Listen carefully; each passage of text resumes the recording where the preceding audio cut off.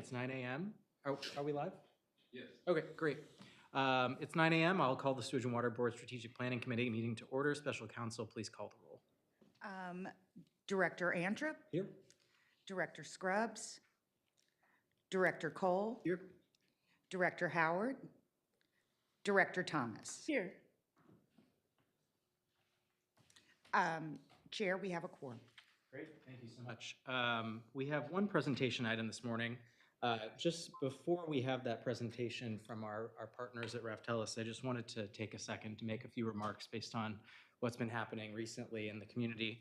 I wanted to say first that I wanted to acknowledge the employees of the Sewage and Water Board for the incredible job they've done over the last month or so, dealing with incredibly challenging circumstances. In particular, I wanted to acknowledge our Executive Director, Randy Heyman, Caitlin Timrack, Interim General Superintendent, Luis Heredia, Corwin Washington for his work on the Dwyer Canal situation, and of course, Sierra Labatt from our communications team and all of the employees in that office for the, I'm sure, late nights and weekends that they've spent pushing out communications to our residents. I think it's fitting today that we meet as this committee in particular, under the leadership in particular of my predecessor, Director Robin Barnes, has really driven so much of the critical organizational change we've experienced in recent years. In 2020, when we began our first strategic plan effort, this agency really lacked a strategic vision and struggled to provide accurate bills to its customers, couldn't generate enough power to operate our critical systems, and was really in a tough spot.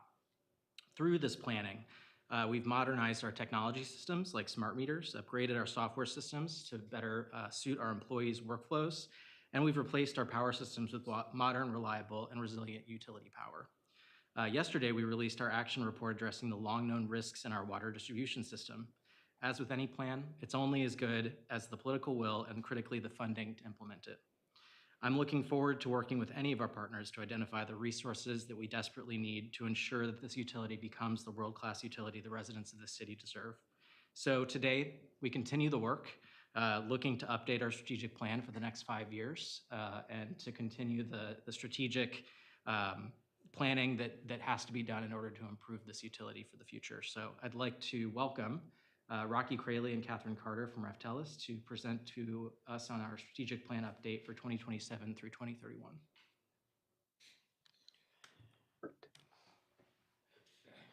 Thank you.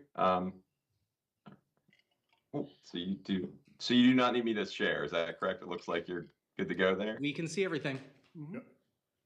Okay, excellent. Well, thank you for the opportunity to be before you today virtually. I'm Rocky Crayley, Vice President with Raftellus. Been with Raftellus for about 18 years and involved with the Sewage and Water Board on and off since about 2015. Initially, primarily providing financial support through certain financial consulting, bond feasibility, and annual kind of revenue projections and budget reconciliations. And then more recently with the current strategic plan implementation. So the current strategic plan,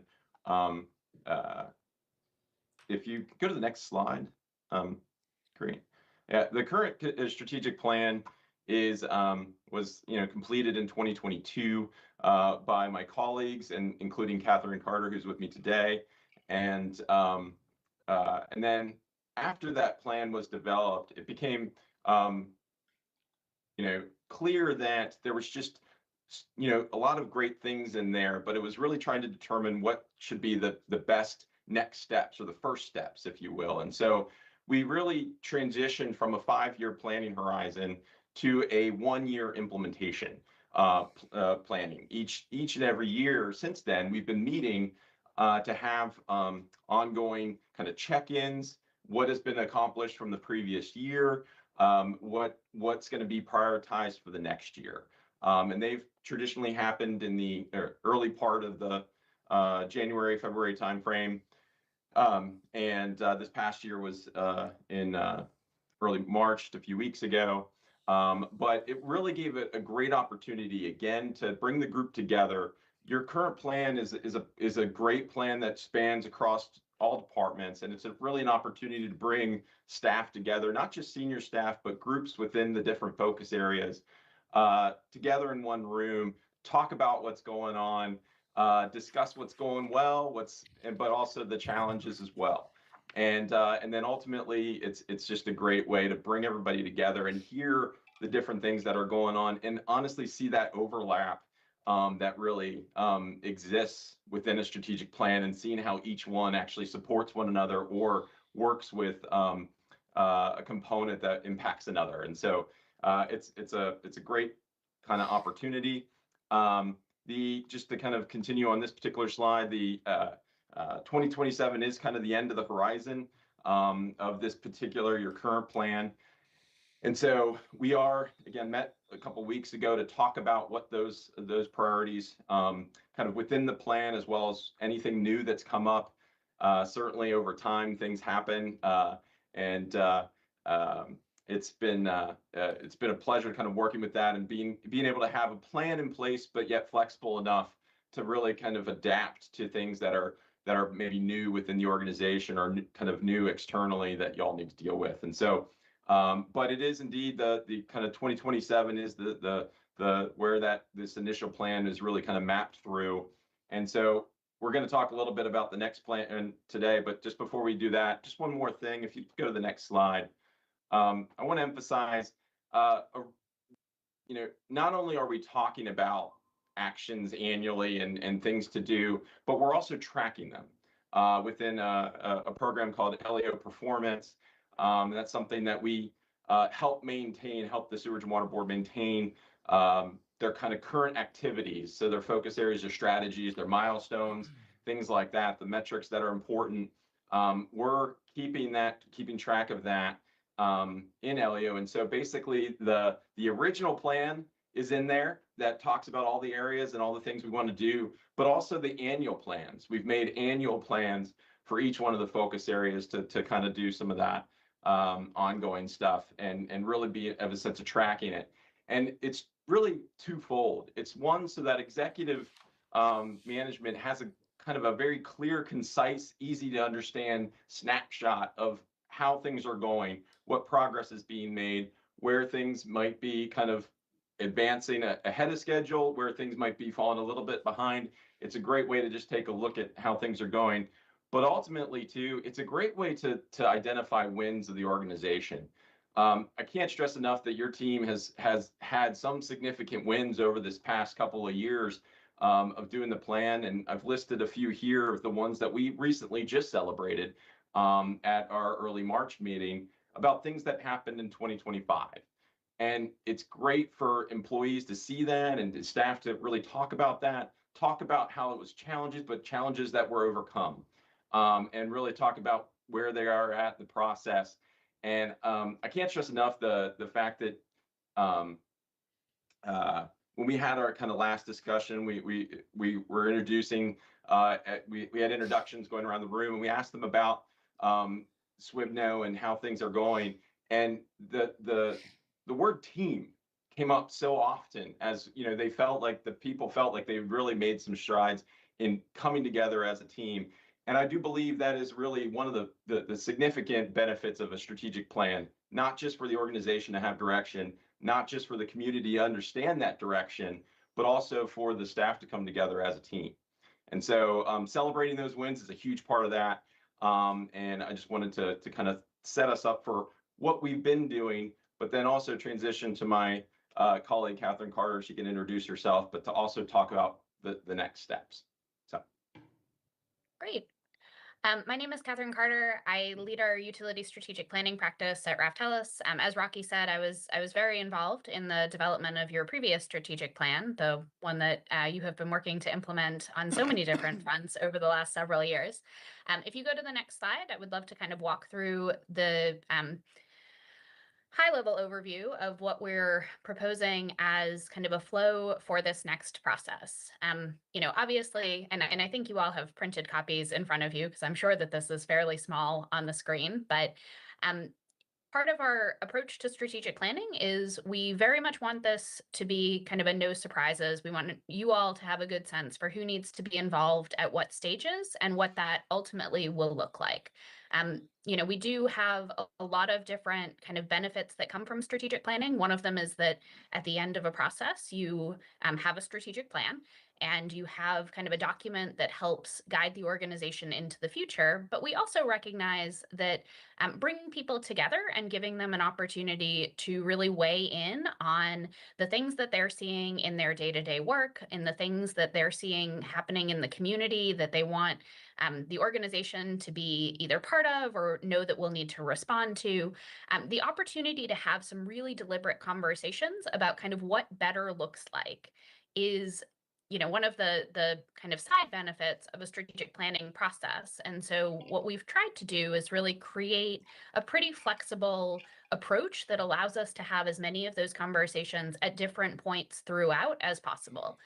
We want this to be very iterative. We want this to be something that we build on over time. And certainly when we finalize, we want this to be something that not only the board, not only the leadership team, but employees and stakeholders can kind of look at and be able to see kind of how they fit in. A strategic plan can be such a great tool for organizational alignment and making sure that we're communicating well, that folks understand kind of what are some of those big rocks in terms of the activities that we need to be focused on. So kind of woven throughout our approach is the idea that those conversations are really, really important for the process. And we want to create the spaces for people to participate, which means, also recognizing that, we need to go to folks where they are. For folks who are really aware of what's going on, it's important to help them see what comes next. For folks who maybe aren't as aware or weren't involved in the implementation really directly of the last plan, that means probably doing some awareness and education. And that all fits kind of well within the set of activities. So what we've proposed is a timeline that, initially for the planning process takes us about through the end of the calendar year and sets us up well for that next round of annual implementation updates. And that's what we're hoping to continue. We've gotten a lot of feedback from staff that this process that you all have developed works well. And we certainly want to build on that. And we want to continue to do the things that work well rather than kind of changing for change's sake. So just wanted to kind of upfront say, where we are in terms of timing aligns us well with the processes and the management structure that's already been developed around strategic planning. So at a very high level, what we are hoping to do is kick off the process in around May. The timeline is obviously going to be dependent on what works for you all and what other things we have going on. We certainly want to be respectful of the fact that this is not the only, as Tyler mentioned, this is not the only large initiative that you all are working through. This is not the only big project that is happening. And so want to make sure that we're being respectful of everyone's time and ability to focus on the work. But the idea would be we start off, we do, a kickoff meeting that will set the charter, make sure that we understand the goals that you all have for the process, make sure that we're clear on kind of who the participants are at the process and what that looks like, when and who and how we engage around the work of the strategic plan. We want to talk some about the external operating environment. What has changed over the last few years and what do we expect to change in the community? What do we expect to change from a political or an environmental standpoint, social trends, those sorts of things, because we know that providing excellent service to the city of New Orleans is what we need to be focused on as a long-term outcome. And so, what does that actually look like? And then, to what Rocky was sharing earlier, we certainly want to recognize that this is an extension of an existing plan and that there has been some really significant accomplishment associated with the previous plan. And so part of what we want to develop and share as part of the initial stages is kind of an overarching, here are all of the ways that, today we are in a better place because of the work that we did in 2022. I think that the utility industry in general is really, really great at doing a thing and then moving on to the next big thing.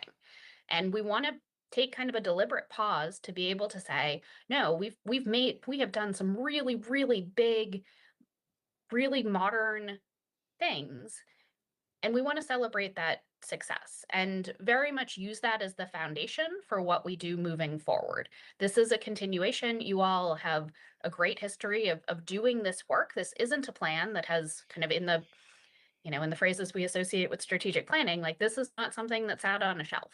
And we want to make sure that we're communicating that this is something that, as we ask for feedback and buy-in, people will actually see and use and will be part of what happens moving forward. And so we want to use that as an opportunity to really launch this process effectively and to build some initial momentum.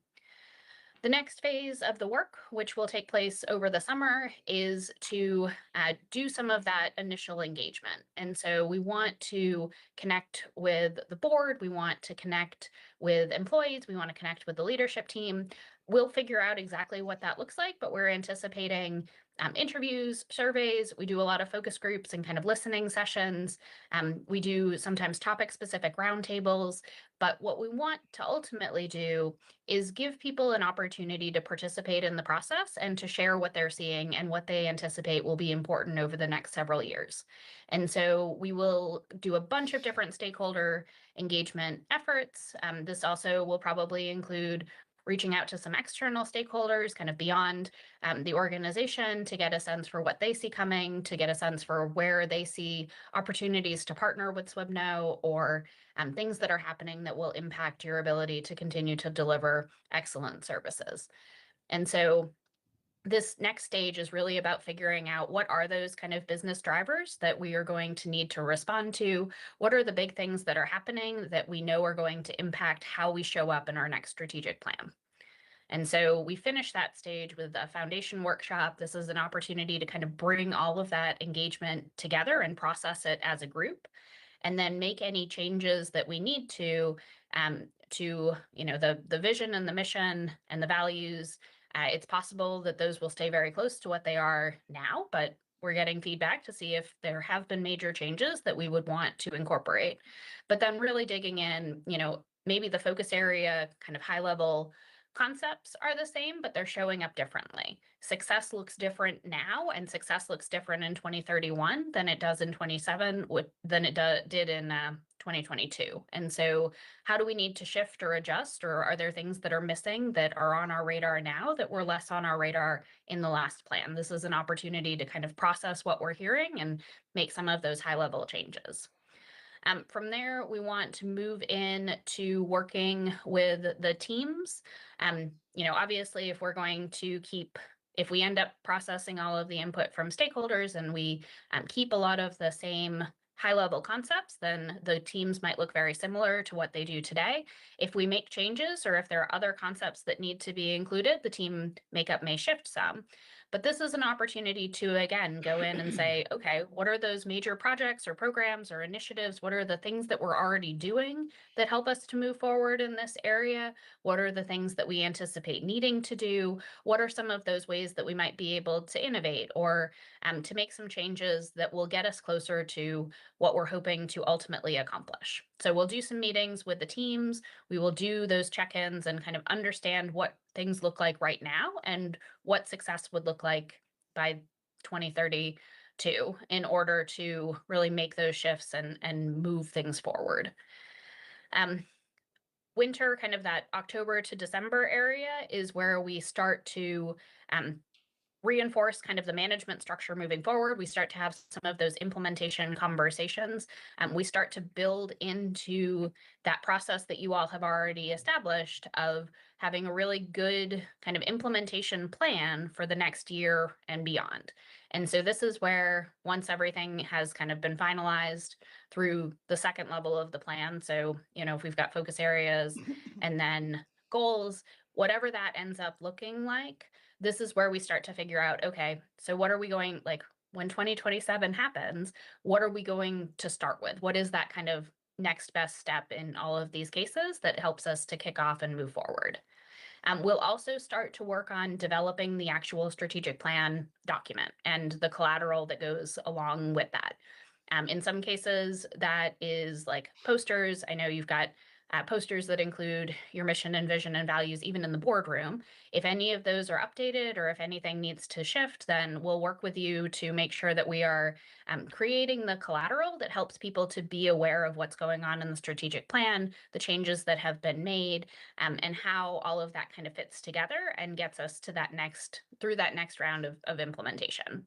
And so, between about December and January, we want to have a finalized strategic plan. We want to have a good sense of what the implementation plans for 2027 will look like.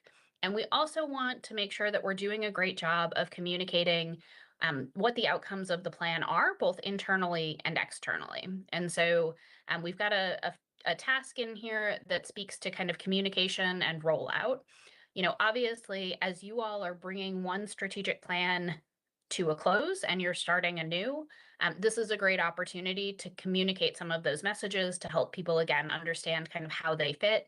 If you're working externally, this is a good opportunity to, again, kind of use a document to tell your story of the value that you all provide to the New Orleans community.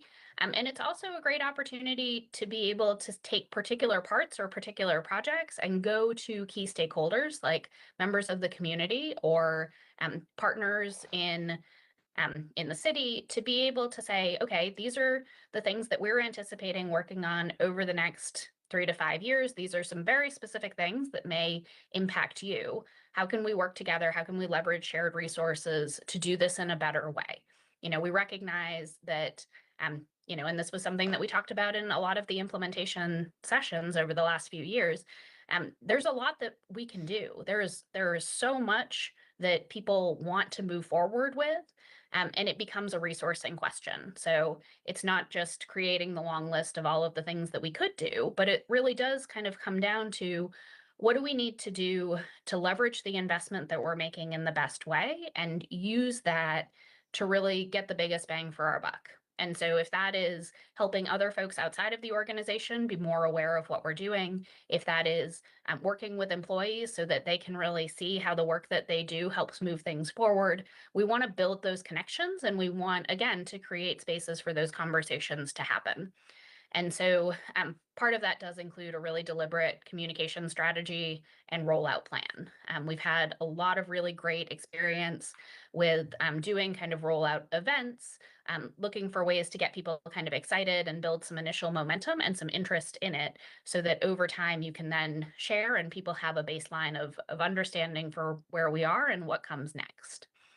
And then the last column of activity is just we wanted to go ahead and put in the ongoing implementation session. So assuming that we continue to get positive feedback on the process of managing the strategic plan, this is really where we transition from the project of developing the plan to the program of continuing to implement, continuing to track, monitor, and report on what's going well, where there are things that maybe we, again, to Rocky's point, some things will always move faster, some things will always move more slowly. But if there are barriers that we're recognizing, if there are resources that we need, those annual check-ins really help us to have, again, just deliberate conversations about what's happening so that we can make choices and make changes deliberately.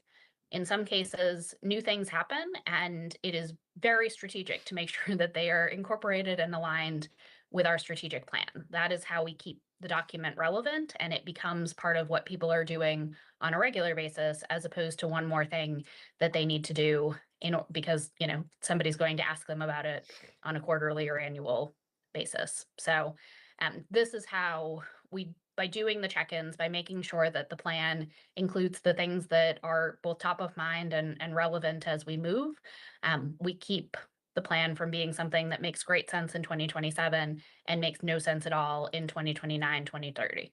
So that's kind of how we've laid things out. I think that this is probably where we wanted to have a little bit of conversation and make sure that if there were any questions that we were able to answer those. But I will just highlight, we have put kind of dates and tentative timelines in At the bottom, we recognize that this may shift some and we're flexible. We totally understand that it's easy to do this far out. And then as we get into it, we may need to make some little tweaks to make sure that it works for you all in the organization.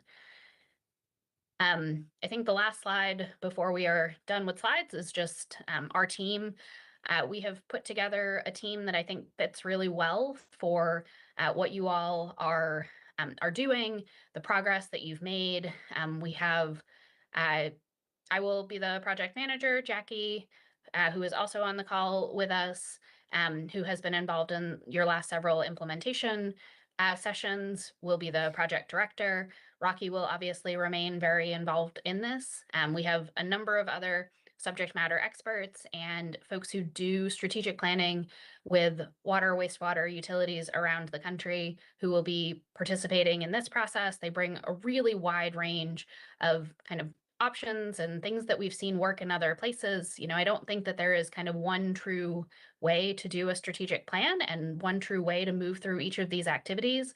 It's more of a menu. And so what we want to do is make sure that, again, we're being flexible. If there are things that are working really well, then we want to make sure that we're doing those. If we have ideas for things that can work better, having that really good kind of range of experience with other utilities can be really, really helpful. And so, you know, our team is designed really to reflect that there are a lot of things that can work. And we want to make sure that you all are getting the biggest bang for your buck from this process as possible. We also want to recognize that there are some kind of key topic areas that were big parts of your previous strategic plan that may very well be big parts of the plan that you're going to develop over the next year or so. And so we have kind of recognizing that we have created a team that can speak to some of those big topic areas like technology, some of the operational pieces, things like that, communication, certainly. And I think that is everything that we have in the slide deck. Yep. So would love to have some conversation and answer any questions that you all might have. Any questions?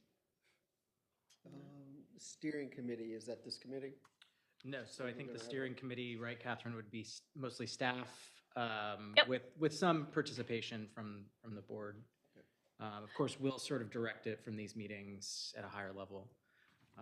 I would say on that note, one of the, I think, coolest things that came out of the last process was that a lot of the steering committee members that were from sort of the lower level management or even sort of below that are now in leadership positions in the utility. And so I think I would really encourage the leadership as you're sort of developing that list of strategic or steering committee members that we reach deeper down into the organization for some of those sort of influential staff members who maybe are sort of in, you know, maybe ready to enter the pipeline of moving up in the ranks in the utility. Because I think this is obviously a great opportunity to help develop those leadership skills and sort of, you know, continue to develop our pool of talent in the utility. And to help people see across, Yep. you know, seeing that this might be what I do on a day-to-day basis, but here's how it fits in. Again, from a leadership standpoint, the alignment can be really, really positive, and I think you've seen some of that. Yeah, absolutely.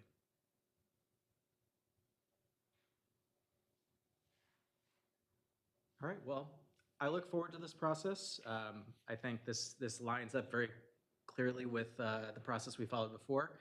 I think one of the advantages we have this time around is that while there are, of course, always blinking alarms and ringing bells around this place, there'll never be any shortage of those. There are fewer now than there were last time, and so I'm looking forward to seeing how we can sort of dive a little deeper into some of these issues and really start to pick apart some of those more complicated challenges that we have and continue to drive the critical organizational change that I think we've seen happen over the last 5 years. So thank you so much for your presentation. We'll look forward to hearing from you again shortly, I'm sure. Wonderful. Thank you. Okay. Thanks again. Thanks. Appreciate your time. Bye. Anything else from the committee? Great. Are there any public comments? There are no public comments. All right. Well, if there's no other matters, I'll entertain a motion to adjourn. So moved. So moved. A second? Second. All right, all in favor? Aye. Aye. All right, motion carries. We're now adjourned. Thank you.